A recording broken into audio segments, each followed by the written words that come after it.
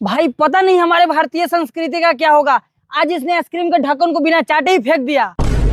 ऐसे तो हमारे भारतीय संस्कृति का विनाश हो जाएगा। भाई बगल में लड़की थी इसलिए बिना ढक्कन चाटे फेंक दिया। भाई इसके लिए तुम लोग से माफी मांगना चाहता हूँ, सुन के बहुत दुख हुआ। भाई इसने प्रकृति का नियम तोड़ा, इसे गोली मार दो।